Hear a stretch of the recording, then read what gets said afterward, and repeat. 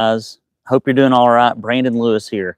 I just want to say, look at that sunset. That's pretty nice. I just want to say I apologize for failing my duties to you. I have not been doing my walking with Brandon like I should. Well, why? Well, I'll give you some reasons why. That's my dog barking at me.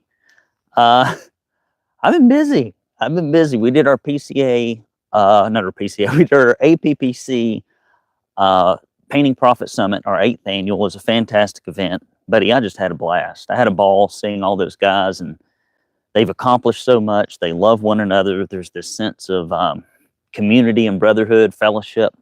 It's just wonderful. It's like a family reunion, church meeting slash bromance festival. But I enjoyed it. But people, signed up. We were 33% up from last year. And then I had to onboard a bunch of people. I'm still in the middle of that. And of course, the PCA Expo, which I had a good time at. I had a blast. And it was great to be down there with my partner in crime, Miss Tara Riley. Somebody to dress the place up a little bit, Smartest lady in the room. That's what I like to call her. But nonetheless, so what am I doing this walking with Brandon about?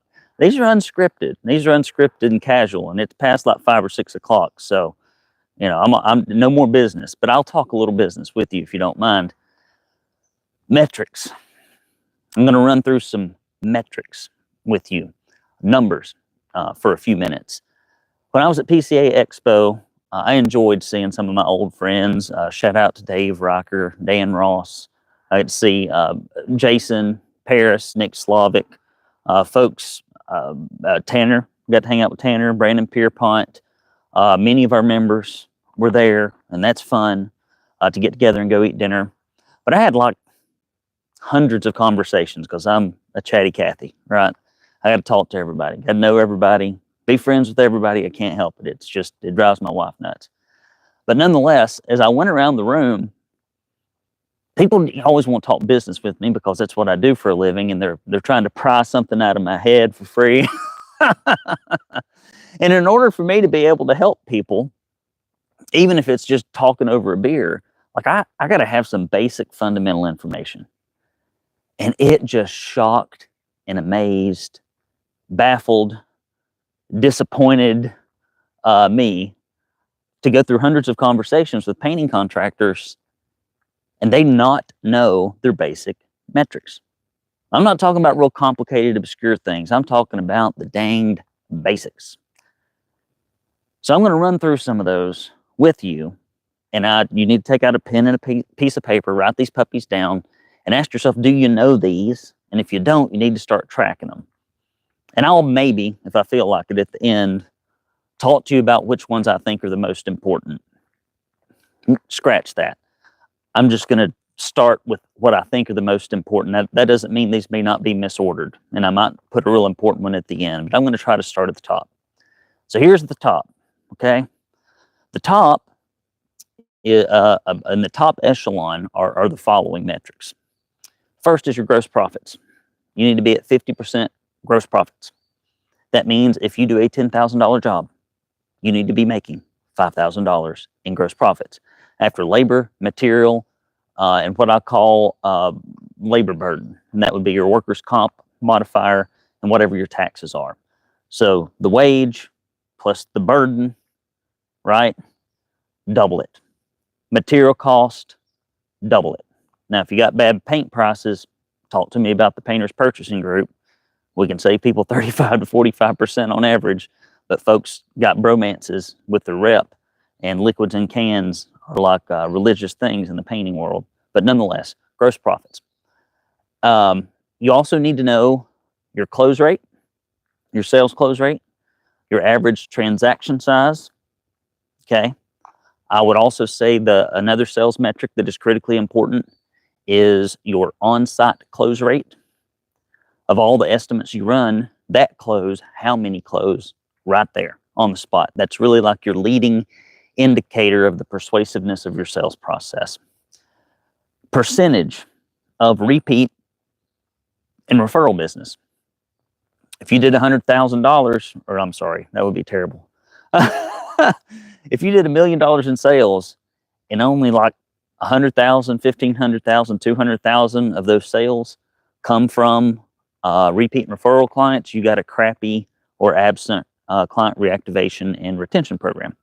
And that matters because the average transaction size for a repeat and referral business is 60% larger than the first. They close at about 65 to 55% versus cold leads 22 to 35%. Maybe if you're lucky, you got a superhuman out there calling on these people and you've got a good lead generation person as well.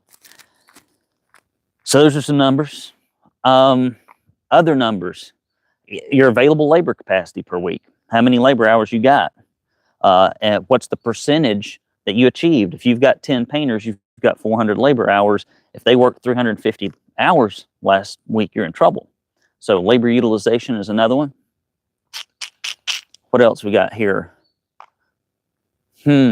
Accounts receivable should be next to nothing.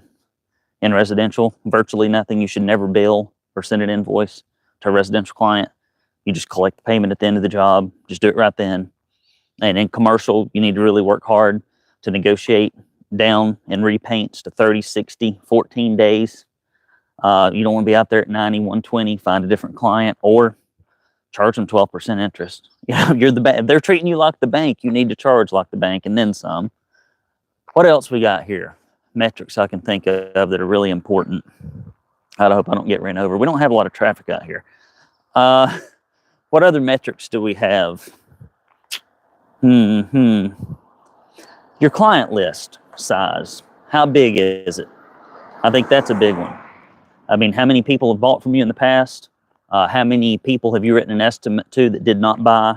If you multiply that number on the past client side, about 1,200 to 1,600, depending on your market, you'll figure out what the annual repeat value is in your list. Basically, how much organic spending is going on in that list of, for example, if you got a list of 1,000 past clients and you live in a lower end market, like in the South, I call it a lower end market. It's really a lower cost of living market. I love living here. I would move up there with y'all Yankees if you paid me. I wouldn't. I like living down here in the South. No offense to Yankees. I got lots of friends that are Yankees.